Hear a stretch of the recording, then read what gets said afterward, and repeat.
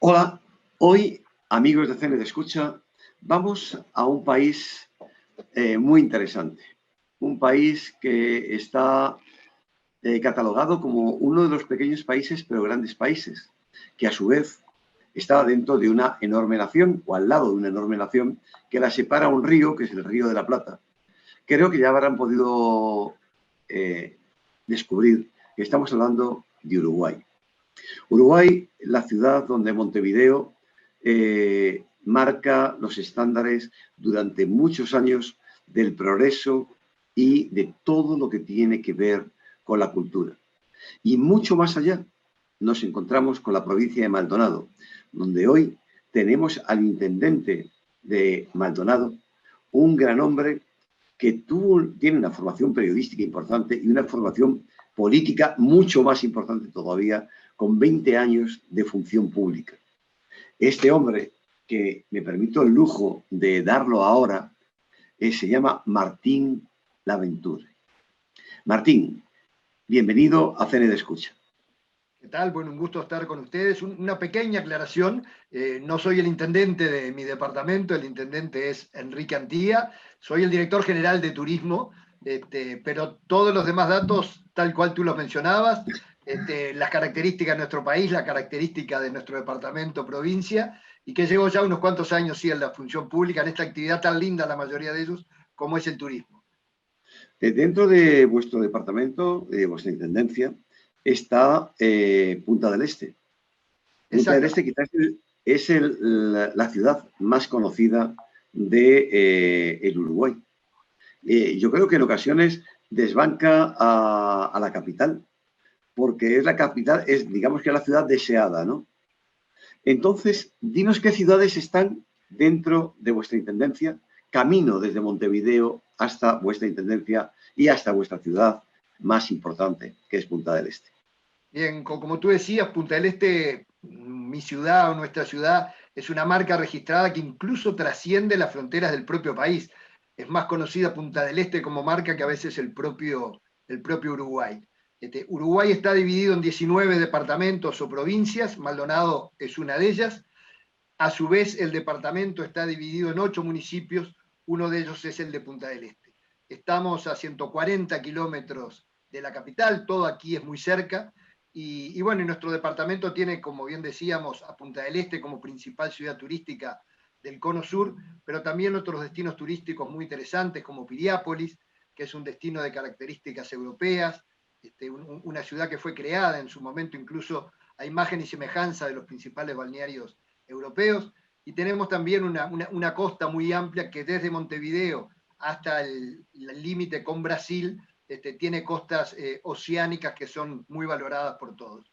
Así que nuestro departamento limita con el departamento de Canelones y con el departamento de Rocha en esa franja costera, conformando ese litoral muy, muy apetecido por todos. Bueno, ahí tú acabas de nombrar una ciudad para mí mítica en Uruguay. La ciudad que tiene el hotel más emblemático desde mi punto de vista de Uruguay, es un templo templario, convertido, mejor dicho, es un hotel diseñado y construido como un templo templario, un paseo marítimo que es parte de ese conjunto residencial. Y vamos a hablar de la historia vuestra en vuestra intendencia, porque realmente no es Punta del Este el primer destino turístico del Uruguay, o el que se concibió en el siglo XIX, a finales del siglo XIX, como el destino turístico donde se pretendía que los argentinos y que los turistas de otros destinos pudiesen tener un lugar especial. Y estamos hablando de Piriápolis, la ciudad de Piria, que fue el arquitecto, a su vez, de Montevideo. Entonces, háblanos de Piriápolis, por favor, y cómo enlazamos Piriápolis después con Punta del Este. Bueno, tú lo definiste muy bien, ¿no? Piriápolis, obra de ese gran hombre que fue Francisco Piria, destacado en un montón de actividades y que concibió Piriápolis como un balneario, como decíamos antes, a imagen y semejanza de los principales balnearios europeos, así lo concibió, así lo diseñó. con el correr del tiempo se consolidó como tal, paralelamente y fundamentalmente al influjo de familias argentinas que comenzaron a venir a Punta del Este, hubo un crecimiento muy importante de Punta del Este, pero son los dos íconos del turismo del país, sobre todo el turismo de sol y playa, a muy poca distancia uno de otros, y los dos con un desafío importante por delante, que es el desafío que nos hemos planteado para este periodo, que es poder demostrar que cualquiera de los dos destinos es más que los 30, 45, 60 días de sol y playa, que es lo que nos permite nuestro clima. Hay muchísimos productos turísticos a desarrollar. Piriápolis particularmente tiene una rica historia en ese sentido, y Punta del Este va camino a lo mismo, diversificando su oferta. Así que bueno, estamos muy orgullosos que en nuestro departamento estén dos ciudades como Piriápolis y Punta del Este. Si definimos, yo podría definir desde mi punto de vista, y tú me dirás lo que te parece en sí, a Piriápolis lo definiría o bien por el Toro o bien por el hotel. Y ese trazado templario en todo, porque a fin de cuentas, vuelvo a insistir, creo que es un tema que nos podrías explicar también, es por qué Piriápolis es una ciudad templaria concebida como mapa templario en su diagramación de calles, y alguna anécdota del hotel que seguro que puedes tener, como la de la vajilla, que puede ser interesante. Pero también a Punta del Este la definiríamos como la ciudad de la mano, porque no hay nadie que se acuerde de Punta del Este y no recuerde una mano en la playa saliendo y emergiendo para dar la bienvenida a los turistas. Entonces, a partir de ahí, úneme las dos y háblanos un poco de las dos como ese espíritu de algo más de sol y playa. Cómo no, tú lo definías muy bien, digo, las características. Piri era un hombre muy polifacético, pero tenía una formación desde lo místico, de la alquimia, bueno, y generó un montón de cosas, entre otras el diseño de la propia ciudad, apuntando a todo ese sentido. Entonces Piriápolis tiene una energía muy especial, también la tiene Punta del Este. En Punta del Este estuvo viviendo durante un tiempo Marconi, y dejó estudios también de ese clima especial, no es clima la palabra, digo, esa energía que tanto Piriápolis como Punta del Este tienen. El Argentino Hotel, tú lo mencionabas, un hotel espléndido, toda la vajilla es importada de Europa, o sea, todo el equipamiento del hotel es importado de Europa. Hoy está en momentos de relanzarse, porque bueno, el paso del tiempo también lo fue afectando y comenzaron otras formas de hospedaje, y esos hoteles tan grandes les ha costado mantener el nivel de calidad que tenían, pero bueno, hoy está en vías de retomar el brillo que supo tener. Y hay algo importante que decías recién en relación a Punta del Este y a la mano, porque es exactamente así, es la mano, aunque popularmente todo el mundo le dice los dedos, incluso en la playa es los dedos, pero va a estar muy contento contigo el artista, el autor chileno, porque él reivindica que es la mano y se enoja cuando el mundo entero habla de los dedos y él dice que es la mano. Yo tuve oportunidad en mi primer periodo como director de turismo de invitarlo, y ahí una pequeña anécdota. La mano es parte de un conjunto de escultores, de esculturas, perdón, que fueron hechos en los años 80, conformando lo que se llamó el Paseo de las Américas. Y hay esculturas y obras de artistas muy, muy renombrados. El artista Mario Irrazábal, que es el chileno, un artista joven en ese momento, que para lograr que hubiera de distintos países latinoamericanos fue invitado a participar, pero no tenía todavía la fama que tenía el resto. Entonces el resto, como se sintió un poco este muchacho joven que viene acá, y lo sacaron del lugar donde estaba definido que tenía que hacer su obra y lo mandaron a la playa. Sin saber, estaban generando lo que se transformó en el ícono de Punta del Este, que es la mano, que quizás si hubiera estado en el lugar que originalmente tenía que estar, no hubiera tenido la repercusión que tuvo, pero al estar en la arena y emergiendo desde la arena, se transformó en el símbolo de Punta del Este. Realmente Uruguay es un país de las artes, de las ciencias, ocultas y visuales, actuales. Si tuviésemos que hablar y conocer con quién estamos hablando, o sea, con quién estamos intercambiando nuestra vida cultural en tu departamento, ¿cómo definirías las galerías de arte? ¿Cómo definirías el ambiente que hay en tu departamento? Punta del Este particularmente, y vuelvo a hablar del Punta del Este marca, ¿no? Porque ha marcado a toda la sociedad, es muy fermental, es un lugar que recibe gente de todos lados, que la gente local sí se expresa en distintas actividades culturales y artísticas, pero que recibe a su vez influencias de distintas partes del mundo, y eso enriquece, sin duda. Entonces, hoy podemos encontrar desde galerías de artes, el Museo Ralí, que es un museo a nivel internacional, una obra excepcional que se está realizando, que esperemos que se concrete para mediados del próximo año, lo que la está haciendo el escultor reconocidísimo a nivel internacional como es Pablo Achugarri, una obra del arquitecto Carlos Sot, también reconocido a nivel internacional, que va a ser un museo más grande latinoamericano. Y bueno, y eso va marcando más la infinidad de pequeñas galerías de artes y de expresiones artísticas artesanales, musicales, que enriquecen, como decíamos, a nuestra sociedad. Pero lo que tiene que ver con los museos, el Museo Ralí y este museo que se está construyendo, lo que está haciendo Pablo Achugarri, realmente va a generar un antes y un después en lo que tiene que ver con la oferta cultural de nuestro departamento y de nuestro país. Si tenemos en cuenta la oferta cultural, hay una oferta de relax también importante, sobre todo en el área de Punta del Este. Quizá Piriápolis se convirtió o tenía ese principio básico de lo que era el tratamiento con las aguas, todo lo que era lo que hoy llamamos el spa, que a fin de cuentas es la aguaterapia. Entonces, sin embargo, si no estamos hablando de acuaterapia, sino estamos hablando de cómo Piriápolis, cómo Punta del Este tiene un grupo de hoteles con unos spa espectaculares y una gastronomía muy importante. ¿Cómo unimos la gastronomía y la sensación de tranquilidad y de salud, el wellness, bien llamado? ¿Cómo lo podemos unir? Y arrancar por esto último, la gastronomía, porque es un fenómeno que viene creciendo a nivel mundial, España en ese sentido, a nivel europeo, Perú, a nivel latinoamericano, son claros ejemplos de cómo la gastronomía, que durante mucho tiempo era simplemente la necesidad de alimentarse que podía tener un turista, se fue transformando en un producto turístico en sí mismo.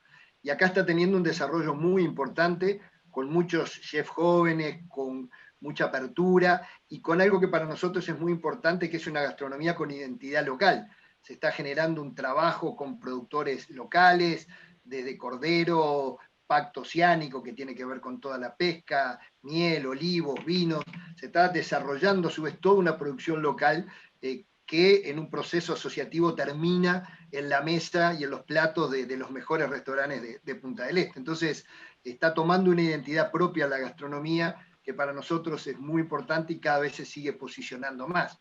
Y también lo que tú decías del turismo de salud, el wellness, con una oferta muy importante a nivel de hotelería, pero también es un fenómeno particular aquí de Punta del Este, con muchos edificios que van generando amenities y van generando infraestructura que permite disfrutar todo el año y que permite también en cierta forma tener acceso a ese turismo de relax o de salud. Entonces hoy hay una oferta muy importante en lo que tiene que ver con la hotelería, con la posibilidad de spa, con clínicas incluso, ya más en turismo de salud específicamente, y una oferta gastronómica sumamente rica y que viene creciendo a pasos agigantados en ese proceso de asociarse con la producción local, que para nosotros es muy importante.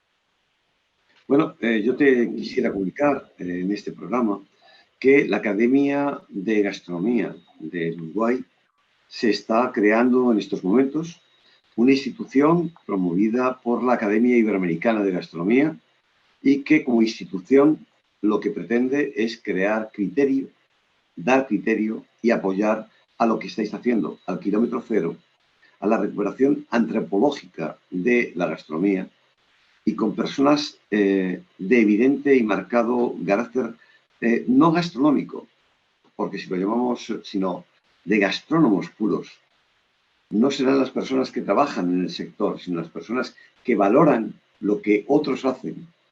Realmente apoyará con ese criterio y todos los conocimientos de la Academia Iberoamericana y de todos los países de Iberoamérica que ya están dentro de la Academia, siendo Uruguay ya uno de los últimos que nos queda porque queda integrado dentro de esta red o institución de instituciones iberoamericanas, será un buen momento para que lo tengáis. Y entrando con ello, hablamos de los vinos.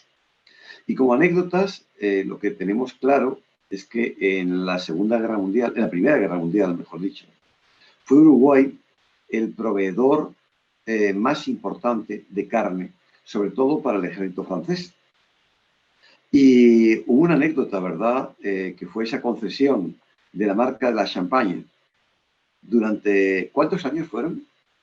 No tengo el número exacto, pero durante unos cuantos años, y creo que es de los pocos Uruguay, ahora se estaba por vencer o se venció, que podía usar la denominación de origen en función de esa concesión que habíamos recibido, cuando el resto del mundo bueno, tenía que inventar algún otro nombre porque no podía usar champagne, ¿no? Pero sí, es efectivamente así como tú lo mencionás. Bueno, fueron 90 años de concesión en los que, como pago a la carne entregada por el Uruguay a las tropas francesas, y al no poder pagar el país en aquel momento esa cantidad, lo que concedió como privilegio, como garantía y a su vez como agradecimiento, fue el gobierno francés dio por primera vez y única vez en la historia la concesión de la marca Champagne. Y eso en vuestra provincia tuvo también una importante fuerza, porque Piria tuvo unas vides en la falda de su castillo, en la falda de su casa, enfrente de su castillo, ¿Sí? que creo que hoy tienen unos italianos, ¿no? O algo así, Sí, o están sí, poniéndolo en marcha. ¿Cómo fue ese fenómeno y cómo está funcionando el vino en vuestra provincia, en vuestra intendencia? está funcionando muy bien. Históricamente, el desarrollo de vitivinicultura en Uruguay se dio en Montevideo y Canelones, sobre todo en Canelones, y hace relativamente pocos años comenzó en nuestro departamento, pero se descubrió un terroir espectacular. Y hoy estamos compitiendo a primer nivel con inversiones muy importantes de bodegueros argentinos, también uruguayos que se han reconvertido, extranjeros. Paralelamente, todo lo que tiene que ver con los olivos, el aceite de oliva es sumamente reconocido. Bueno, y el otro día conversábamos justamente con alguien muy reconocido aquí en nuestro país, como Sergio Puglia, que es un periodista así especializado además en todos temas turísticos y gastronómicos, tiene una escuela de hotelería, y él comentaba algo que era una realidad hace no tantos años, que el argentino cuando venía a veranear aquí a Punta del Este se traía sus vinos porque encontraba que los vinos uruguayos no tenían la calidad bueno, que a ellos les gustaba. Hoy, de un tiempo a esta parte, se llevan los vinos uruguayos cuando vuelven, o sea que ahí claramente hay una demostración de lo que ha crecido, particularmente con una variedad importante, pero sobre todo el Tanat como más representativo de lo que es aquí el Uruguay, pero particularmente Maldonado ha tenido un desarrollo muy importante en ese sentido y que sigue creciendo a lo largo de todo el departamento. Hablamos de los dos países hermanos, rivales, con envidias propias, con victorias propias. Tango, carne, asado y vino. Y fútbol. Tres. Dejemos el fútbol, que ese ya es una pelea diferente. Evidentemente no hablaremos del estadio, ni hablaremos de quién ganó el primer mundial. No. Solamente podemos decir que, bueno, si quieres ya para redondear, porque mientras hay dos formas de que las personas estén juntas y unidas, ¿no? También el fútbol es una de ellas, evidentemente, y después de que el fútbol está en marcha, termina el fútbol y hay un buen asado que te espera. Tienes un buen vino para celebrarlo o para enjuagar las penas. Que también pero siempre un buen vino ayuda, para festejar o para llorar, pero ayuda.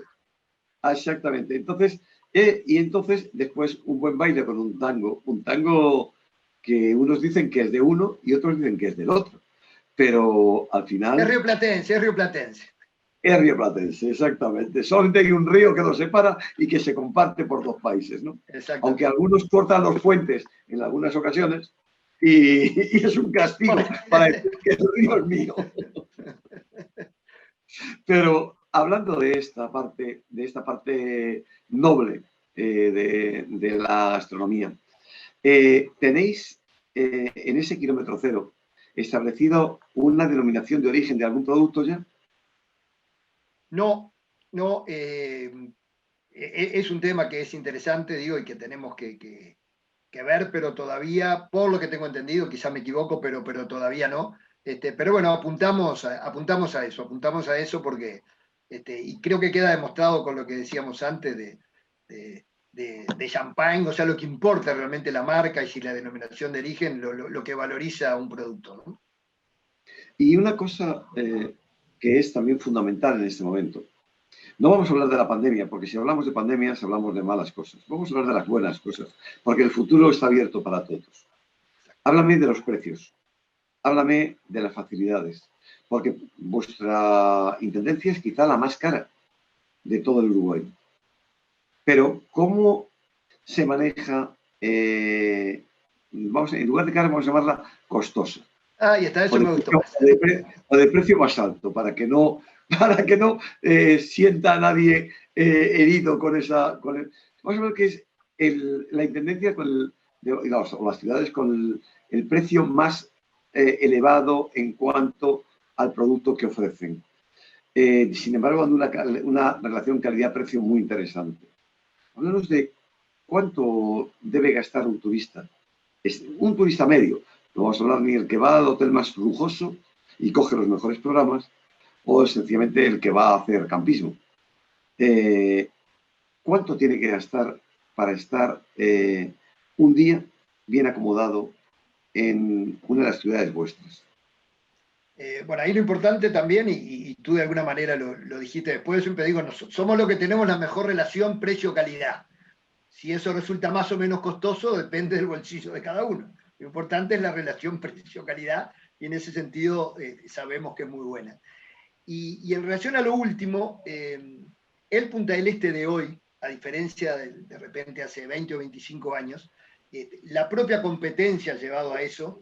Hoy hay posibilidades de recibir un buen servicio y pasarlo muy bien para todos los bolsillos, que no es común que eso lo puedas hacer. Hoy Punta del Este es un lugar que si tú venís con $200 por día entre alojamiento y bueno, ir a comer, lo podés hacer y vas a pasar bien. Ahora, si tu bolsillo te permite gastar $1.500 por día, también lo vas a poder hacer. Por supuesto que vas a recibir contraprestaciones de otra calidad, pero tenés la posibilidad de hacerlo también. Entonces, eso yo creo que es hoy el secreto del éxito. Se ha logrado una relación precio-calidad accesible, no para todos los bolsillos, sobre todo en temporada alta, porque eso cualquier temporada alta de un lugar tan exclusivo, sin duda que no es para todo el mundo, pero sí hay una gama muy amplia de precios que va desde la hotelería, la gastronomía, los entretenimientos, el alquiler de propiedades, porque hay una oferta muy, muy variada. Depende de la zona, depende de la calidad de los servicios que se contraten, pero hoy no te podría hablar de un promedio. Sí hay oferta para todos los bolsillos, teniendo así en cuenta lo que decimos, que depende mucho de la época del año, ¿no? La época de temporada alta, sobre todo los últimos días de diciembre y el mes de enero, sin duda que los precios ahí son otros que lo que pueden ser en el mes de marzo, que es un mes también muy lindo, pero ya no es de tan alta temporada, ¿no? Diríamos que para un argentino, por ejemplo, eh, tienen un destino de invierno, que sería Bariloche, y un destino de verano, que podría ser Punta del Este. Sí, aunque los dos destinos venimos trabajando hace mucho tiempo en no ser de invierno y de verano. Bariloche tiene una muy buena oferta todo el año, tiene una oferta también fuera de la tradicional del invierno y la ha ido trabajando muy bien. Y Punta del Este lo mismo, ¿no? Con productos diversos, lo que hablábamos antes, la ruta del vino, la ruta del olivo, el turismo cultural, el turismo místico, avistamiento de aves, golf, distintos deportes, eventos deportivos que convocan mucha gente, como maratones. Entonces, estamos tratando justamente de dejar de ser lugares safrales para ser lugares todo el año, y con una característica también Punta del Este, Uruguay particularmente, pero Punta del Este, Uruguay generalmente, perdón, pero Punta del Este en forma particular, de mucha gente que se está viniendo a radicar en forma permanente o semipermanente. Incluso pre-pandemia, eso ya se había dado, se está dando más ahora, los avances de la tecnología, la posibilidad del trabajo a distancia. Bueno, hay un montón de cosas que hace que haya un flujo muy importante de gente no únicamente de argentinos, también de distintas partes del mundo, que están viniendo a radicarse. Hoy hay una oferta educativa desde primer primario hasta nivel terciario muy bueno, muy amplia. Hay una mejora muy importante en el sistema de salud. Entonces, estamos en ese proceso de dejar de ser un balneario para transformarnos en ciudades con gente todo el año, con el desafío de no perder la esencia del balneario. Pero ese es el objetivo que nos hemos fijado, con un desarrollo sustentable, respetando mucho el medio ambiente, generando también productos de ecoturismo, pero tratando de tener gente todo el año, tanto turistas como residentes. En estos momentos y durante esta época que se ha pasado de pandemia y que se está pasando, evidentemente, teniendo en cuenta la cercanía con Brasil y con Argentina, dos países infectados gravemente por la pandemia, ¿cómo repercutió en Punta del Este esta situación? Bueno, repercutió mucho, tuvimos, te diría que por lo menos desde que yo recuerdo, la peor temporada de la historia, porque una temporada con fronteras cerradas como tuvimos, con muy poca posibilidad de acceso, con algunas excepciones muy, muy específicas, hizo que la temporada fuera sumamente compleja. Una decisión que fue muy dolorosa para el gobierno, también para nosotros, pero que era comprensible dada la situación de no permitir el ingreso de extranjeros. Y bueno, fue una temporada basada en el turismo interno, que es limitada, nuestro mercado es limitado, pero bueno, que se pasó con dolor, con sufrimiento, con mucha, mucha colaboración de todo el sector privado, comprendiendo la situación y adecuando sus precios, pero fue una temporada sumamente difícil. Hoy la expectativa que tenemos es que el día después y el mundo post pandemia, que esperemos que esté más temprano que tarde ya vigente, bueno, las cosas bien que hizo Uruguay o que viene haciendo hace mucho tiempo se vean reflejadas en un movimiento importante para los próximos meses. Pero la temporada de verano sin duda que fue complicada. En ese momento hay un cerramiento de fronteras nuevo y un riesgo altísimo con las cepas brasileñas que hacen un daño tremendo. Pero tú has dicho una frase mágica. Los empresarios adaptaron sus tarifas a las necesidades del país. El turismo interno, la movilidad restringida y la otra movilidad, que es la que tenemos que ver. ¿Cómo han podido los uruguayos, con un nivel de vida mucho más bajo en este momento, porque también no solamente el turismo, sino todo se ha visto afectado, cómo han salido de la capital y se han desplazado hasta vuestro departamento, hacia Punta del Este, a tomar unas vacaciones o a salir los fines de semana? Porque vuestra ciudad es una ciudad también de fin de semana. Entonces, ¿cómo se ha hecho eso? Y bueno, el gobierno desde el primer momento, y hay una frase del presidente de la calle Pou que marcó la manera que entendía debía enfrentarse esto, que es el uso de la libertad responsable. O sea, Uruguay en ningún momento tuvo cuarentenas obligatorias, en algunos momentos tuvo una movilidad más restringida, con muchas actividades que no se podían hacer, pero a medida que se fue conociendo las características de la pandemia, se fueron abriendo y siempre se apeló a ese uso responsable de la libertad que cada uno teníamos, sobre todo a medida que se aprendía lo que se podía hacer y lo que no. Y bueno, y esa ha sido la tónica. Siempre hay excepciones, pero en general la gente ha entendido, se cuida, trata de evitar las aglomeraciones, trata de no ir a lugares donde no se cumplen con los protocolos. Siempre hay excepciones que no se pueden entender.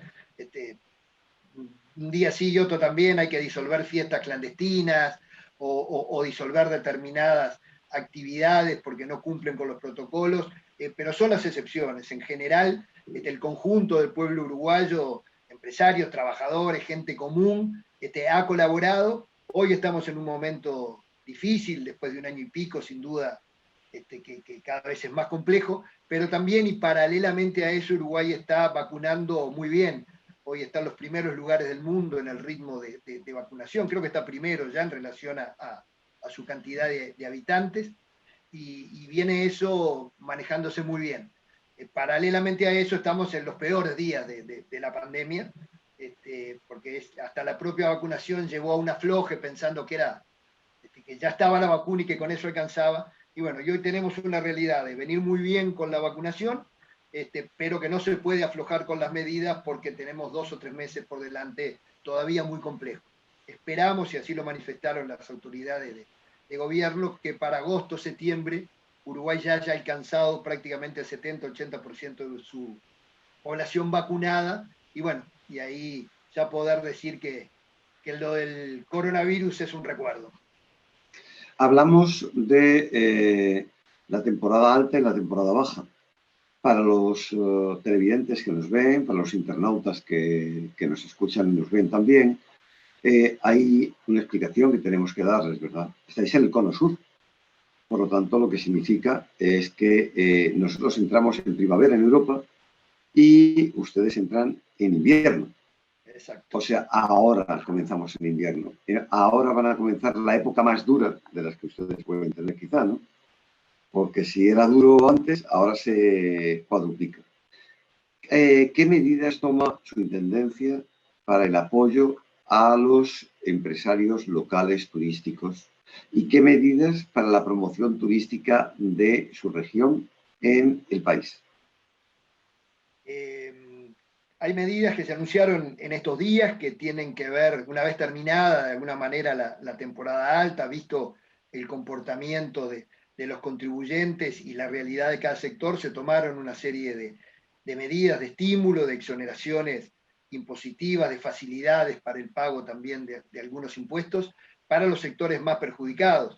La hotelería, el transporte turístico, la gastronomía en menor medida, porque la gastronomía se defendió un poquito mejor, y también para aquellos contribuyentes extranjeros o uruguayos, en el caso de extranjeros que no pudieron entrar y tenían dificultades también para pagar sus impuestos, en el caso de contribuyentes locales por no haber podido trabajar.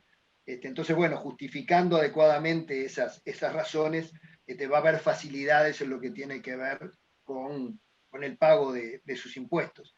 Después, por el propio sistema impositivo de Uruguay y que somos un país unitario, otras medidas de estímulo que ha habido y unas cuantas corresponden al gobierno central, porque en términos impositivos las intendencias recaudan exclusivamente o prácticamente lo que se llama contribución inmobiliaria, que es el impuesto sobre las propiedades. Todo el resto de la parte impositiva es del gobierno central, que tomó desde el primer momento medidas de estímulos al consumo, facilidades también para los empresarios, y bueno, hoy estamos sí en esa situación también de estar entrando al otoño, pero lo que decíamos al principio, como viene muy acelerada la vacunación, tenemos esperanza que para cuando comience el invierno ya haya una parte muy importante de la población, sobre todo la que está más en situación de riesgo, que ya esté vacunada e inmunizada. Si hablamos ya en los pocos minutos que nos quedan de programa, me gustaría que nos hables de las ferias internacionales a las que vais a acudir. Primero Fitur, que es la más cercana. ¿Este año vais a intentar ir a Fitur? Y bueno, esperamos que sí, ¿no? Es en mayo, así que todavía hay expectativas de que todo esté mejor. Hay que ver cómo está allá también, qué medidas se requieren para poder ingresar. Hay mucha incógnita en lo que tiene que ver con cómo se va a poder viajar. Si se da todo como esperemos que se dé, vamos a tratar de estar. Ya hemos estado en varias oportunidades, para nosotros es muy importante. Y después en lo que tiene que ver con la programación, sujeta también a lo que vaya pasando, pero vamos a estar viendo también o tratando de movernos mucho en la región, en lo que tiene que ver con países quizás no tan tradicionales para nosotros, pero muy cercanos, como Colombia, Perú, o sea, otros países latinoamericanos que nos interesan mucho como mercado. Y bueno, y después lo que decíamos antes, ¿no? El que tiene que ver con productos más específicos, también buscar públicos más específicos para esos productos complementarios al sol y playa que requieren de repente estrategias distintas que la que puede ser la presentación formal de un destino en una feria como Fitur, pero que estamos apuntando bueno, a trabajar ahí en ese sentido en las ferias que queremos concurrir, pero también con otras modalidades que hace tiempo que están y que se han profundizado de alguna manera en este tiempo de pandemia. Martín, hemos hablado de 3 puntos importantes, pero vamos a un cuarto. Y ya con esto vamos a cerrar nuestra entrevista, que yo creo que sería el colofón de algo que te gusta a ti mucho. Y algo que has estudiado y para lo que has trabajado. Es la sostenibilidad. Háblanos de cómo estáis trabajando la sostenibilidad en vuestras ciudades y en vuestra región. ¿Cómo lo estáis haciendo? Es muy importante para nosotros, primero, el concepto de gobernanza, porque todo esto lo estamos haciendo en conjunto, sector público-público, o sea, público nacional, público departamental, pero fundamentalmente interactuando con el sector privado en todos sus órdenes. Trabajadores, vecinos, empresarios, claramente, si no es entre todos, es muy difícil. Entonces, tenemos claro las posibilidades que tenemos, pero tenemos claro que tenemos que encararlo en función de ser un destino sustentable, un destino sostenible, que tenemos que cuidar los recursos, que nos interesa gente que venga tanto a vivir como a visitarnos, que entienda este concepto y que nos ayude, que la incorporación de tecnología a la gestión de cada una de nuestras ciudades tiene que redundar en definitiva en beneficio de la gente, del vecino y del que nos visita. Entonces, estamos convencidos que ese es el camino. Hoy, por suerte, hay mucha gente que está trabajando en eso, y bueno, y es el objetivo que nos hemos fijado y el desafío que tenemos por delante, seguir creciendo en forma sustentable, en forma sostenida y con un trabajo conjunto entre todos. Yo te diría que hay, para despedir, el presidente de la Real Academia de Gastronomía Española, presidente de, en estos casos, de la Academia Iberoamericana de Gastronomía, maestro y jefe mío, me pone siempre 4 palabras mágicas para definir un destino y una comida. Y él dice que la comida tiene que ser sostenible, que tiene que ser sustentable, que tiene que ser satisfactoria y que tiene que ser solidaria. Hoy tenemos una quinta S añadida a estas. Para hacer las 5 estrellas, pues serán las 5 S. Y evidentemente, de todo esto es la salud, de estar saludable. Es importante, ¿no? Exactamente. Voy a tomarlo de las 5 S. Entonces, yo creo que es algo fundamental en el criterio. Yo sé que como hombre estudioso tú lo has tomado de esta forma. Y Martín, desde CN de Escucha solamente tenemos una plataforma. Es un escenario en el que podéis expresar tantas cosas bellas que tienen vuestros destinos. Me disculpas que en esta presentación yo haya sido un poco más amplio y haya hablado de algunas cosas, porque a mí me impacta el Uruguay. Me encanta Uruguay, me encanta Piria. Me encanta la vida templaria. Y solamente conocer su castillo, sus fallas tectónicas, la colina del Toro, ese paseo marítimo. Me gusta Playa Punta del Este y me encanta el wellness que hay en los buenos hoteles de Punta del Este, donde desde la bodega, que es excepcional, la cocina es increíble, pero después el relax con esas zonas de agua, masajes, son impresionantes. Por lo tanto, os invito a que no dejéis de estar en Termatalia, que aunque llevamos 2 años que sin que se haga Termatalia, y esta gente de Ourense, tan buena gente, lo ha hecho también durante tantísimos años, pienso que es buenísimo el que sigáis ese mismo ejemplo y ese mismo trabajo y camino. Y por lo tanto, esta despedida que yo te hago es una invitación más. Por favor, estar con nosotros.